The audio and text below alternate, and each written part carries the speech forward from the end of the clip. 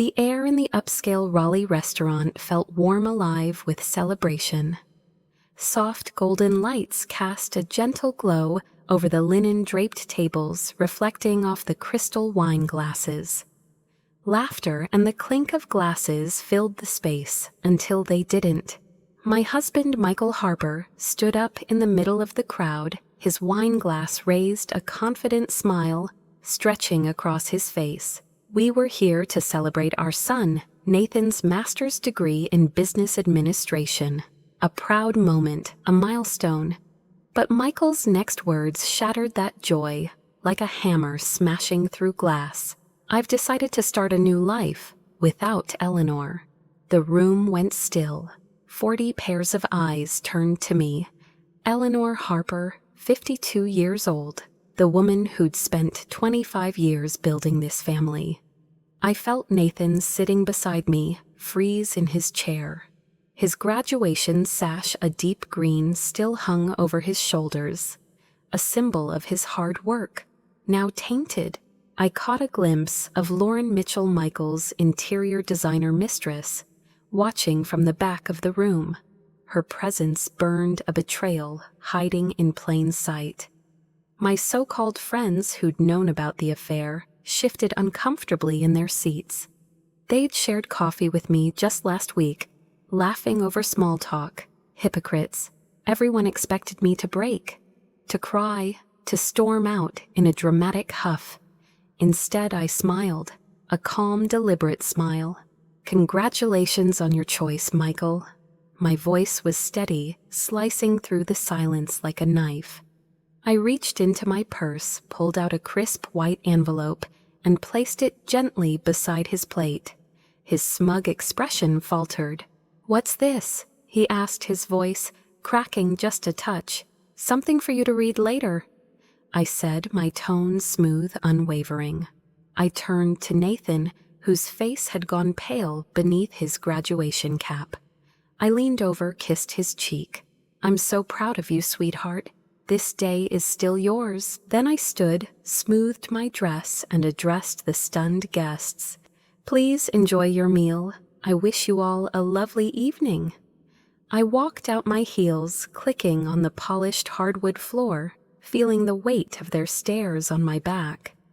The heavy glass door swung shut behind me, muffling the anxious whispers that erupted in my wake. Outside, the Raleigh summer evening wrapped around me, humid and thick, the air clinging to my skin. But for the first time in years, I could breathe. I'd barely taken 10 steps when the door burst open behind me. Michael's voice, high-pitched and frantic, chased after me. "Eleanor, what the hell is this? What have you done?" I kept walking, a small smile tugging at my lips. That envelope held the beginning of my plan, a plan I'd been crafting for months, a plan that would turn his betrayal into my victory.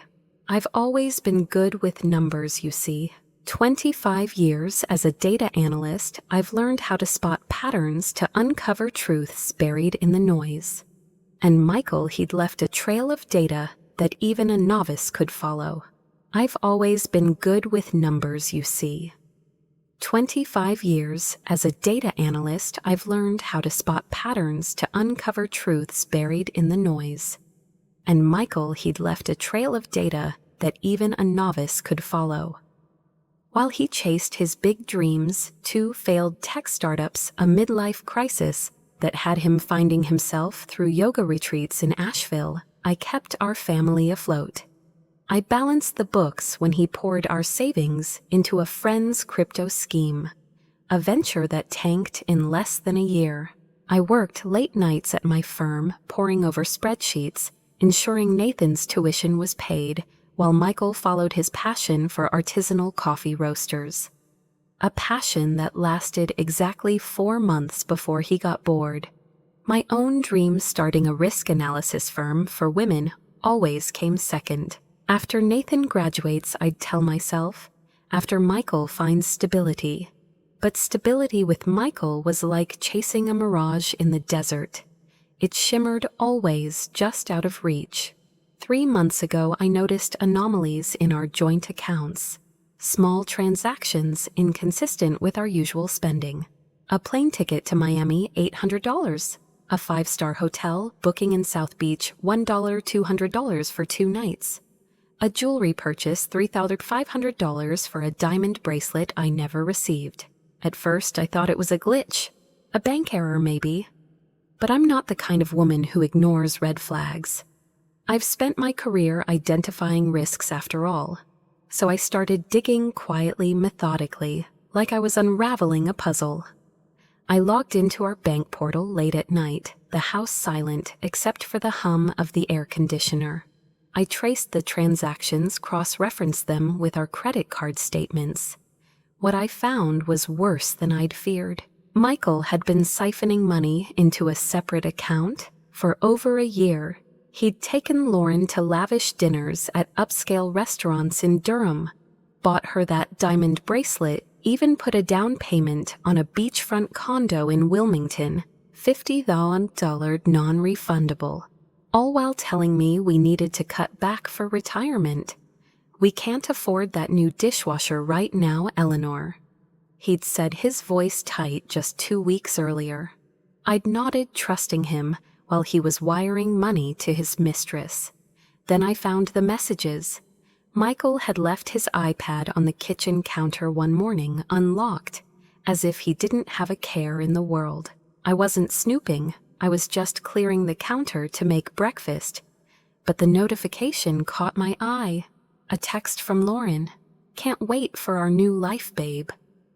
My stomach dropped. I tapped the screen, my hands trembling, and scrolled through their conversation. Messages about their plans, about how he'd finally be free, about his decision to announce our separation at Nathan's graduation party, knowing I wouldn't make a scene in public. "She'll be too embarrassed to react," he'd written. Lauren replied, "Perfect.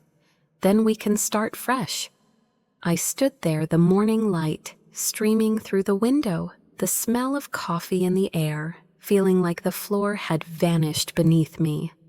My marriage, 25 years of shared dreams, of late-night talks, of holding each other through Nathan's childhood fevers, was a lie. But I didn't cry, not then. I copied the messages, took screenshots, and emailed them to myself. Then I wiped the iPad's history and placed it back on the counter exactly as I'd found it. Michael came downstairs a few minutes later, whistling oblivious. "Morning, hon," he said, kissing my cheek. I forced a smile. "Morning." What Michael didn't realize, what he never understood, was that I'm a master at following data trails. I traced every transaction, every wire transfer, every credit card charge. I mapped out a timeline of his betrayal, each data point a stab in my heart. But I didn't stop there. I hired a private investigator, a discreet professional named Mark, who specialized in infidelity cases. He confirmed what I already suspected. Photos of Michael and Lauren walking hand in hand on Wilmington's boardwalk. Receipts from a weekend getaway in Charleston. Even a lease agreement for an apartment in Raleigh signed in both their names. Mark handed me the file in a quiet coffee shop downtown, his voice low. "I'm sorry, Mrs. Harper. I know this isn't easy." I nodded, thanking him, my hands steady as I tucked the file into my bag.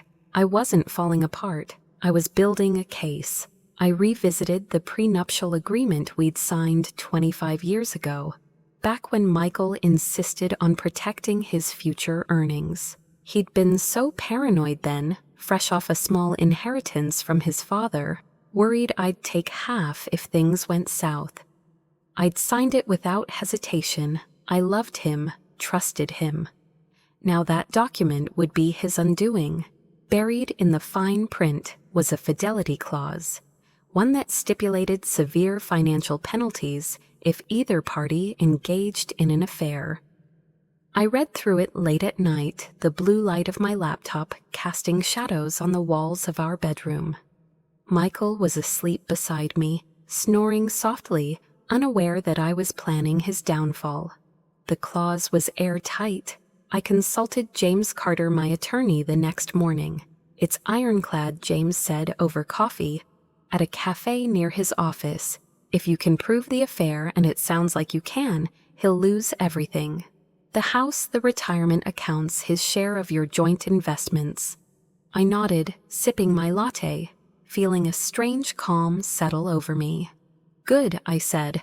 "Let's move forward." I spent the next few weeks preparing, working in the shadows while Michael planned his grand exit. I documented everything, every hidden transfer, every incriminating text. I met with James again to file the divorce papers, timing it perfectly. I knew Michael would wait until after Nathan's graduation to make his announcement. He wouldn't want to ruin Nathan's big day. Or so he'd think. What he didn't know was that I'd filed the papers that very morning before his planned speech at the restaurant. They were safely tucked away in court records, not yet accessible to him, but ready to be served at the right moment. I was always 3 steps ahead. Michael thought he'd blindsided me with his announcement, but I'd been preparing for this moment longer than he could imagine. I drove to our home in Raleigh's historic Oakwood district, a charming Victorian we'd bought 15 years ago. Back when we were a team or so, I thought. The house Michael had already promised to Lauren, according to those iPad messages he didn't know I'd seen.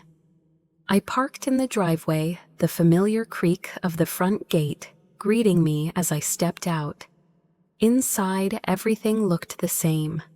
The hardwood floors we'd refinished together after a pipe burst in '09. The framed photos of Nathan's childhood lining the hallway, his first bike ride, his middle school science fair win, his high school graduation. The leather armchair in the living room, where Michael and I once sat late at night, dreaming of our future, a future where we'd travel the world, after Nathan left for college, where we'd grow old together. But everything had changed. The house felt hollow, like a shell of what it used to be. I walked upstairs to our bedroom, the faint scent of Michael's cologne lingering in the air. I opened the closet, my fingers brushing against the row of dresses I'd worn to countless company events, supporting Michael's startup pitches. Behind them, tucked in the corner, were his suitcases, already packed, ready for his departure tomorrow, right after his big announcement.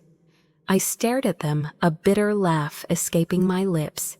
He'd always been meticulous about his clothes, ironing his shirts just so matching his ties to his pocket squares.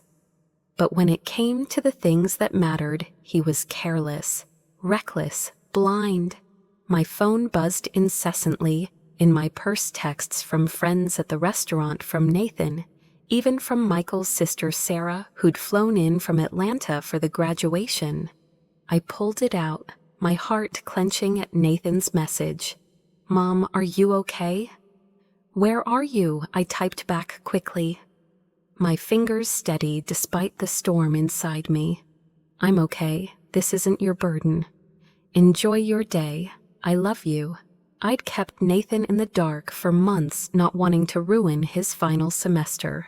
He'd worked so hard, juggling late-night study sessions with a part-time job to cover his textbooks, all while Michael was funneling money to Lauren. Nathan would be upset I hadn't told him, but I knew he'd understand eventually. He had my analytical mind, my knack for seeing through the noise. But he also had his father's charm, a combination that had earned him honors at his program. I couldn't let Michael's betrayal taint that achievement. Not yet. I sat on the edge of our bed, the quilt my mother had made for our wedding day, soft beneath my fingers. I thought about the early years of our marriage, how Michael used to surprise me with breakfast in bed on Sundays, how we'd dance in the kitchen to old jazz records, laughing when we stepped on each other's toes. We'd been through so much together, 2 failed startups that drained our savings, Nathan's difficult toddler years when he'd cry for hours with colic, and Michael would walk him around the house, singing softly until he fell asleep. A miscarriage before Nathan, a loss that had broken us both, but we'd held each other through the grief. When had Michael changed, or had he always been this person, this selfish, deceitful man, and I'd been too in love to see it? I shook my head, pushing the memories away. They didn't matter now. What mattered was the plan I'd set in motion. The envelope I'd left on Michael's plate wasn't just a piece of paper. It was a key to my freedom, a key to his downfall. I straightened my shoulders, and walked downstairs ready for what would come next.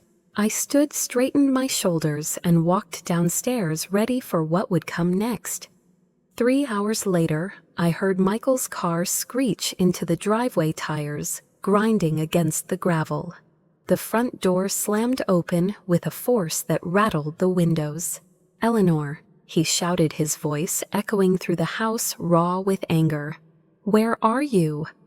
I was in the living room, sitting on the edge of the leather armchair, calmly reviewing the financial documents on my laptop. I closed it with a soft click as he stormed in. His face flushed red, the envelope I'd given him, crumpled in his hand. "What is the meaning of this?" he demanded, waving the papers like a weapon. "You served me with divorce papers today." Of all days, his voice cracked, a mix of fury and disbelief. I looked up at him, my expression steady, unyielding. "I thought it aligned nicely with your plans," I said, my tone even almost conversational. "You wanted a new life. I'm just helping you get there." "You had no right." He started, his voice rising, but I cut him off sharp and clear. "I had every right, just as you had every right to choose Lauren. We all make choices, Michael." His phone buzzed in his pocket, a persistent hum that broke the tension for a moment. He glanced at it, then ignored it, but I knew who it was. Lauren, no doubt, wondering why he wasn't at the apartment they'd leased together, the one he'd promised her as part of their new life. He tried a different tack, his tone shifting to something smug, almost condescending. "The prenup expired years ago," he said, crossing his arms. "Any lawyer will tell you that." I allowed myself a small smile, the kind that made his confidence waver. Actually, it didn't. Section 12 states the fidelity clause remains in effect for the duration of the marriage. Your lawyer should have explained that to you. "Oh wait, you didn't consult one, did you?" The color drained from his face, his smugness evaporating as the reality hit him. The prenup he'd insisted on to protect himself would now cost him everything: the house, in Oakwood, the retirement accounts, his share of our joint investments. His grand gesture at the restaurant had just become the most expensive mistake of his life. "You can't do this to me," he said, his voice breaking, as he collapsed onto the couch, the fight draining out of him. "We built this life together." I tilted my head, studying him. "And you chose to end it, just not the way you planned." His phone buzzed again, louder this time, insistent. He looked at it, groaned, his shoulders slumping further. "Problem?" I asked, my voice laced with a hint of amusement. "Lauren's at the apartment already," he muttered almost to himself. "She's moved her things in." I couldn't help but smile, a quiet, knowing smile. "The apartment you put in both your names, the lease you signed last month." He nodded, still dazed, not seeing the trap I'd set. "You might want to check with the leasing office," I said, my tone deceptively casual. "That application was flagged for credit issues, never completed. The agent called our home line to verify. I handled it myself." His eyes widened, a mix of shock and panic. He opened his mouth to speak, but no words came out. I stood, gathering my purse and a small overnight bag I'd packed earlier. "You have until tomorrow evening to remove your things," I said, my voice firm. "After that, the locks will be changed." As I headed for the door, Michael called after me, his voice desperate, pleading, "What about Nathan? Have you thought about how this affects him?" I stopped my hand on the doorknob, anger finally breaking through my calm facade. "Don't you dare use our son as a shield, Michael. You weren't thinking about him when you were planning your beachfront life with Lauren."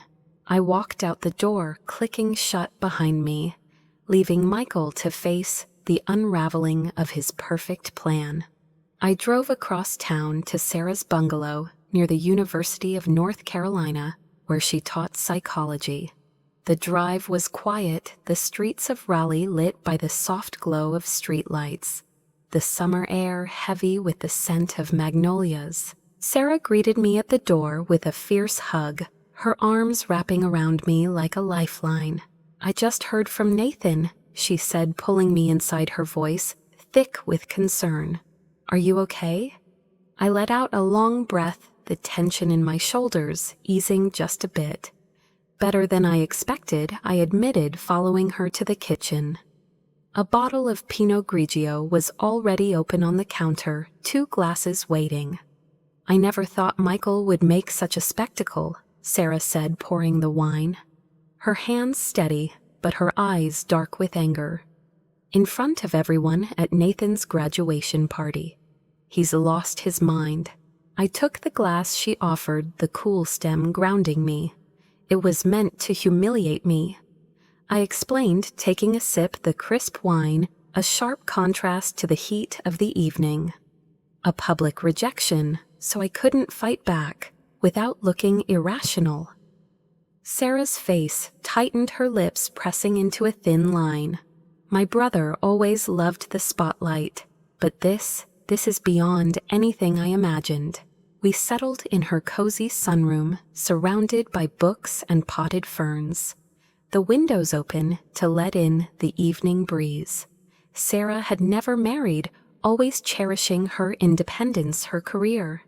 I'd envied that about her over the years, the freedom to live on her own terms. "What was in that envelope that got him so worked up?" she asked, her curiosity cutting through the quiet. I took another sip of wine, then set the glass down, my hands steady. "The divorce filing," I said, "evidence of his financial deception. And most importantly, the prenup that'll leave him with far less than he planned." Sarah's eyes widened, a bitter laugh escaping her. "The prenup, I remember, when he insisted on it. Father had just given him that startup money, and he was so paranoid about protecting it. The irony, it's almost poetic." My phone rang, the sound jarring in the stillness of the room. Nathan's name flashed on the screen. I took a deep breath, steadying myself before answering. "Mom," he said, his voice tight, strained. "I'm coming to Aunt Sarah's." I tried to protest, not wanting to pull him into this mess. "Honey, you don't have to," but he cut me off, his tone firm. "I'm already on my way. Dad's telling everyone you've lost your mind, that you've been planning this for months. He's saying awful things." I closed my eyes, a wave of exhaustion washing over me. Of course he was. Michael always rewrote the narrative to play the victim. "Let him talk," I said, my voice calm but firm. "The truth will come out soon enough." 20 minutes later, Nathan arrived, still in his graduation suit. His tie loosened, his eyes red from crying. He fell into my arms, his broad shoulders shaking, just like he used to as a child after a nightmare. "Why didn't you tell me?" he asked, his voice muffled against my shoulder, a mix of hurt and anger. I pulled back, brushing a hand through his hair, my heart aching for him. "I didn't want to ruin your final semester," I said softly. "You worked so hard for this day." He stepped back, wiping his eyes with the back of his hand, his jaw tight. "Well, Dad took care of ruining it anyway." We moved to Sarah's living room, the 3 of us sitting on her plush gray sofa, a tray of cheese and crackers on the coffee table, an attempt at normalcy in a day that had spiraled into chaos. I told Nathan everything, how I'd discovered the affair. The financial deceit, the plans Michael and Lauren had made for their new life. I showed him the screenshots of the messages, the bank statements, the photos from the private investigator. Nathan's face hardened as he listened, his hands clenching into fists. I knew something was off with Dad, he admitted, his voice low, almost a growl. He's been distracted for months, always on his phone, sneaking off for meetings. But I never imagined this. Sarah reached over, squeezing his hand, her voice gentle. None of us want to see these things in people we love. My phone buzzed again, this time with a text from James, my attorney. The emergency filing had been approved. The accounts I'd flagged were frozen, pending the divorce proceedings. Michael now had limited access to funds, just enough for basic expenses, but not enough for the condo he'd promised Lauren in Wilmington. I showed the message to Nathan and Sarah, a quiet sense of triumph settling over me. Good, Nathan said, his voice firm, his eyes blazing with a protective anger I'd never seen in him before. He deserves it. Good, Nathan said, his voice firm, his eyes blazing with a protective anger I'd never seen in him before. He deserves it. My son's loyalty warmed me, but I wasn't naive. He's still your father. I reminded him, my tone gentle but steady. Your relationship with him, it's separate from what's happening between us. Nathan shook his head, his jaw tight. Maybe someday, but right now I can't even look at him. He hugged me this morning, told me he was proud, all while planning to blow up our family hours later. The doorbell rang, cutting through the heavy silence in Sarah's living room. Sarah stood, her expression troubled, and went to answer it. She returned moments later, her voice low. It's Michael, and he's not alone. I braced myself, smoothing my hands over my skirt, as Sarah led Michael and Lauren into the room. Lauren looked uneasy, shifting her weight from one foot to the other, her auburn hair catching the light, her eyes darting around the room. She was 35, polished and poised, the kind of woman who'd never faced real hardship.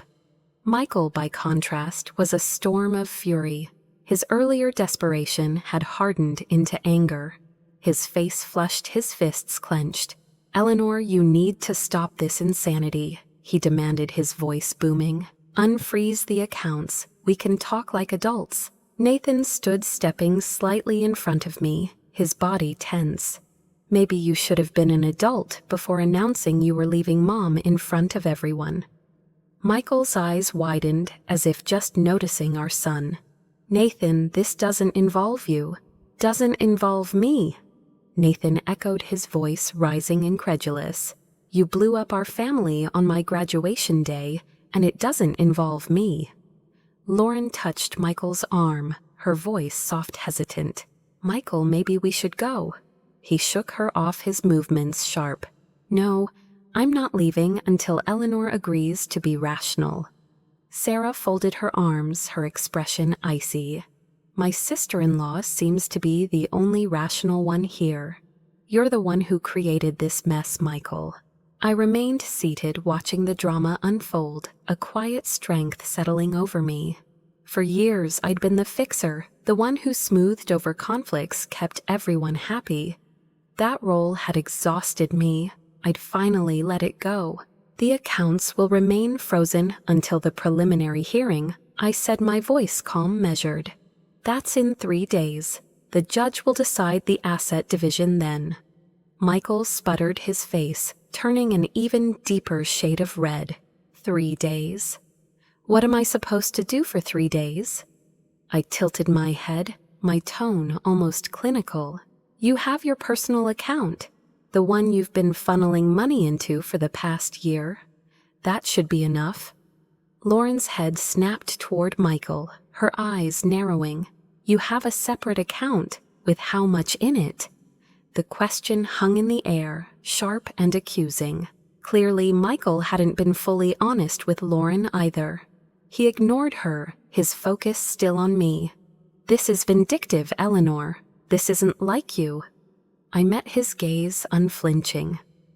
Maybe you never really knew me, just as I apparently never really knew you. Nathan turned to Lauren, his voice low dangerous. Did you know he was going to announce it like that at my graduation party? Lauren's cheeks flushed, her eyes dropping to the floor. I thought he was going to talk to your mom privately. The announcement today, it was a surprise to me too. Michael shot her a betrayed look, the cracks in their united front widening. I think you both should leave Sarah, said her voice firm, leaving no room for argument. You've upset Nathan enough for one day. Michael tried one last plea, his tone softening, almost desperate. Nathan, you understand that relationships change, right? Sometimes people grow apart. Nathan's face hardened, a cold fury in his eyes I'd never seen before.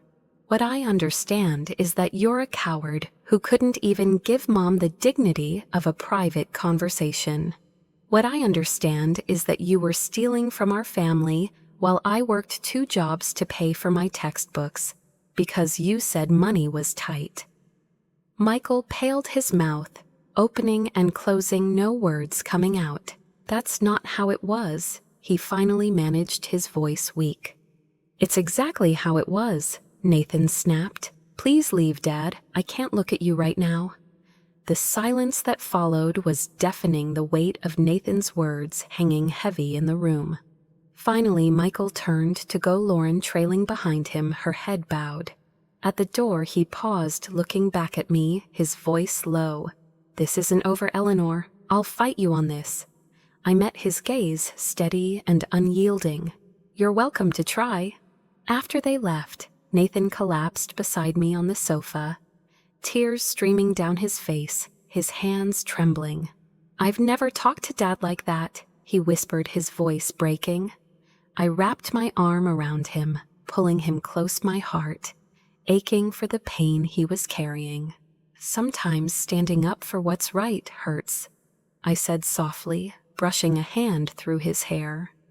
Sarah brought us fresh glasses of wine, her movements slow, deliberate. To new beginnings, she said, raising her glass, a small smile on her lips. I raised mine in return, the faint clink of glass a quiet promise. Indeed, this ending was just the start of something new. The preliminary hearing took place on a rainy Tuesday morning at the Wake County Courthouse. I arrived with James, my attorney, while Michael showed up with a young lawyer from a firm that handled corporate law, not family matters. Another misstep in his rushed plan. The judge, a stern woman with sharp eyes and a no-nonsense demeanor, reviewed the prenup carefully, her glasses perched on the bridge of her nose. This document appears to be in order, she said, her voice clipped, precise. Do you contest its validity? Michael's lawyer, a nervous young man in an ill-fitting suit, cleared his throat. Your Honor, we believe the agreement has expired due to the length of time that has passed. The judge adjusted her glasses, reading aloud from the document. Section 18 clearly states the duration is for the term of the marriage, plus any legal proceedings resulting from its dissolution. There is no expiration date indicated. Michael leaned forward, whispering urgently to his lawyer, who looked increasingly uncomfortable, beads of sweat forming on his forehead. Furthermore, the judge continued, her tone unwavering. The evidence of systematic fund transfers violates the financial disclosure requirements in Section 23. She shuffled through the papers, her eyes scanning the pages, then looked up.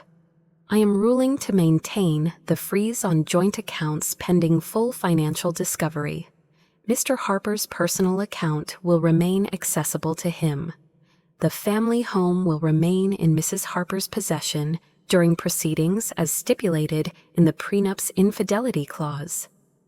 Michael's face turned a deep crimson, his hands gripping the edge of the table. This is outrageous, he muttered loud enough for me to hear across the courtroom. The judge fixed him with a stern look, her voice cutting through the room. Mr. Harper, I suggest you review the agreement you signed more carefully. This court will reconvene in 30 days for the full hearing after discovery is complete. As we left the courtroom, Michael caught up to me in the hallway. His steps quick, his voice low and urgent. Eleanor, please, we need to talk about this rationally. 25 years together, it has to mean something. I stopped, turning to face him, my expression calm but resolute. It meant everything, until you decided it didn't. I walked away, leaving him standing alone in the courthouse corridor, the weight of his choices finally sinking in. Word spread quickly through our social circle, a wildfire of gossip and speculation. Friends called daily, some offering support, others fishing for details to fuel their dinner party conversations. I kept my responses brief, my voice steady. Michael and I are separating. These things happen. Meanwhile, Michael's carefully curated image, successful entrepreneur, devoted family man, crumbled like a house of cards. The financial freeze meant he couldn't follow through on promises to Lauren. The Wilmington condo deal fell through, the deposit lost. The Tesla he'd put a deposit on was canceled, the dealership calling to inform him of the repossession. 2 weeks after the hearing, Sarah called me, her voice tinged with amusement, as she shared the latest news. "Have you heard Lauren moved out?" I raised an eyebrow, setting down my coffee cup on the kitchen counter. Already I wasn't shocked, but the speed impressed me. Apparently, she found out Michael's startup isn't doing as well as he claimed. Sarah said, a laugh in her voice. The substantial savings he bragged about, they don't exist. She told her friend Emily she didn't sign up to date a man with financial problems. I couldn't help but laugh, the sound bubbling up from somewhere deep inside me. He always was good at creating illusions, I said, shaking my head. While Michael floundered, I rebuilt. The financial security I'd maintained in my separate accounts, ones Michael never knew about, gave me a freedom he hadn't anticipated. I leased a small office in Research Triangle Park, a sleek modern space with floor-to-ceiling windows and a view of the sprawling tech campus. I launched Harper Analytics, a risk analysis firm for women focusing on financial empowerment during life transitions. My first clients were 2 women navigating divorces of their own, their stories echoing mine in ways that felt both heartbreaking and validating. Word of mouth spread quickly, bringing more clients through my door. I specialized in helping women understand their finances, divorce, widowhood, career changes, guiding them through the uncertainty with the same precision I'd used to unravel Michael's betrayal. The work fulfilled me in ways my corporate job never had. Each success story a small victory, a reminder that I was building something meaningful from the ashes of my past. Nathan, who'd taken a marketing job in Charlotte, called me regularly, his voice bright with pride. "I'm so proud of you, Mom," he said one evening, his words crackling through the phone. "You're helping people through their worst moments." I smiled, leaning back. In my office chair, the Raleigh skyline glowing orange in the sunset. "I'm just doing what I wish someone had done for me sooner," I replied, preparing women for whatever comes next. Being needed for my expertise, not just my caregiving, yet like stepping into a new version of myself, one I hadn't known existed. The final divorce hearing fell on what would have been our 26th anniversary, a date that once held memories of candlelit dinners and whispered promises. Now it marked the end of a chapter that had spanned over 2 decades. Michael arrived at the courthouse looking haggard, his suit wrinkled, his eyes shadowed with exhaustion. I later learned his startup had collapsed entirely without my financial guidance, his investors pulling out when they heard about the divorce. Lauren was long gone now, dating a tech mogul from Durham. her social media filled with photos of yacht trips and designer handbags. Most of our mutual friends had distanced themselves from Michael after the full story came out, their invitations to dinner parties and golf outings quietly drying up. The judge upheld the prenup in its entirety, her ruling swift and final. Michael left with his personal belongings, his failing business, and the money in his private account, which after paying his attorney was barely enough for a modest apartment in a less desirable part of Raleigh. I retained our home in Oakwood, my retirement accounts, and 70% of our joint investments exactly as the prenup stipulated in cases of infidelity. The justice felt poetic, a quiet triumph that echoed through the courtroom. The very document Michael had insisted on to protect himself had become his downfall. As we left the courtroom, Michael approached me one last time. His steps hesitant, his voice soft. I made a terrible mistake, he said, his eyes searching mine for something, forgiveness maybe, or a glimmer of the love we'd once shared. Is there any chance we could? I cut him off, my voice, gentle but firm, a door closing with a soft click. No, that door is closed. He nodded his shoulders, slumping a resigned acceptance in his gaze. I understand, he said, and for once I believed he did. I hope you find happiness, Eleanor. You deserve it. It was perhaps the first honest thing he'd said to me in years, a small olive branch in the wreckage of our past. I gave him a small nod, then turned and walked away. The click of my heels echoing in the marble hallway of the courthouse. 6 months later, Harper Analytics was thriving, a beacon of hope for women across Raleigh and beyond. I'd moved to a larger office, a bright space with exposed brick walls and a small balcony where I could sip my morning coffee, watching the city come alive. I hired 2 associates, both women, both passionate about financial empowerment, and together we built a community. My clients ranged from young widows to seasoned professionals, starting over after Betrayal, each one a reminder of why I'd started this journey. Nathan visited often, his marketing job in Charlotte, keeping him busy, but he always made time to stop by often, bringing takeout from our favorite Thai spot downtown. You know what's ironic, he said one evening as we sat on my balcony, the city lights twinkling below. If Dad had just been honest from the start, he might have kept half of everything. I nodded, taking a sip of my iced tea, the summer breeze warm against my skin. Sometimes people can't see beyond what they want in the moment. I replied, my voice soft, reflective. The woman who'd once defined herself as Michael's wife, as Nathan's mother, had found a new identity, one forged in the fire of betrayal and resilience. Analyst, entrepreneur, advocate. That envelope I'd handed Michael at the restaurant hadn't just been my escape plan. It was the key to a door I never knew existed, a door that led to a life I'd never dared to imagine. Behind it, I found not just justice, but reinvention. In securing my future, I'd reclaimed something far more valuable, myself.